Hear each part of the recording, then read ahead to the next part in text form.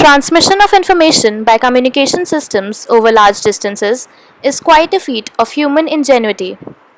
We can talk, video chat, and text anyone on this planet. Communication system uses a very clever technique called modulation to increase the reach of the signals. But what is modulation? Modulation is the process of varying one or more properties of a periodic waveform called the carrier signal with a modulating signal that typically contains information to be transmitted. Two signals are involved in the modulation process. Message signals are the band of frequencies representing the original signal. This is the signal to be transmitted to the receiver. Frequency of such a signal is usually low. The other signal involved with modulation is a high frequency sinusoidal wave. This signal is called the carrier signal. There are three types of modulation: amplitude modulation, phase modulation, and frequency modulation. In this video, we would mainly discuss about frequency modulation. When the frequency of the carrier wave is changed in accordance with the intensity of signal, the process is called frequency modulation. In frequency modulation, the amplitude and phase of the carrier wave remains constant. Only the frequency of carrier wave is changed in accordance with the signal. Now, let's talk about FM radio receiver. This block diagram shows the basic components and flow of information in a radio receiver circuit. Radio frequency amplifier. RF amplification is the first stage in the signal path. The RF stage receives signals from the antenna, tunes the desired signal, amplifies it, and passes it on to the converter. The frequency at which maximum gain occurs in an RF amplifier is made variable by changing either the capacitance or inductance of the tuned circuit. Thus, an RF amplifier is distinguished by its ability to tune over a desired range of frequencies. The RF stage provides several advantages: increased sensitivity, increased selectivity, improved AVC action, elimination of image frequency response. Next component is the local oscillator, which is used with the mixer to change the frequency of a signal. It is a device that generates a signal with a frequency such that the receiver is able to generate the intermediate frequency for further amplification and conversion. The LO is set at a fixed offset from the desired signal to be tuned. Next, we have the mixer.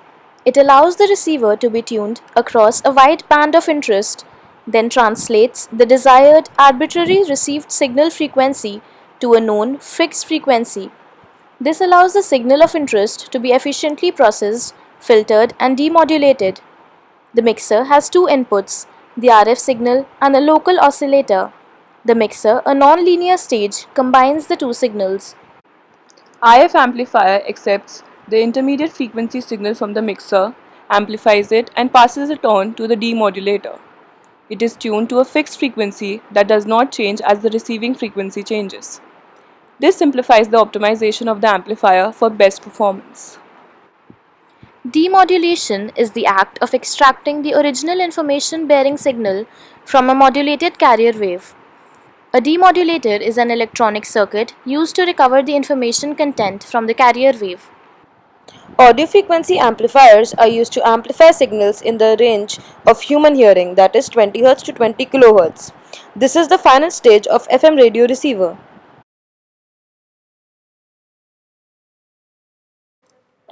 This is the circuit of a simple FM radio receiver. It consists of a regenerative RF stage. What do you mean by regenerative? The regenerative circuit allows an electronic signal to be amplified many times by the same active device. It consists of an amplifying vacuum tube or transistor with its output connected to the input through a feedback loop providing positive feedback.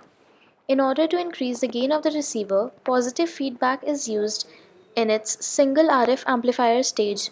This also increases the selectivity of the receiver well beyond what would be expected from a single tuned circuit.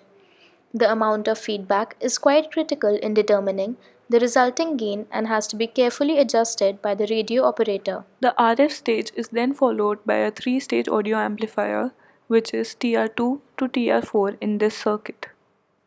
To select the required radio frequency, the radio frequency amplifier is used.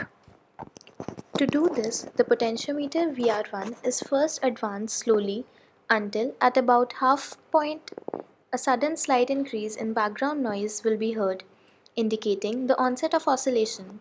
It is then backed off very slowly until oscillation just stops. This way the receiver can be tuned to the required station.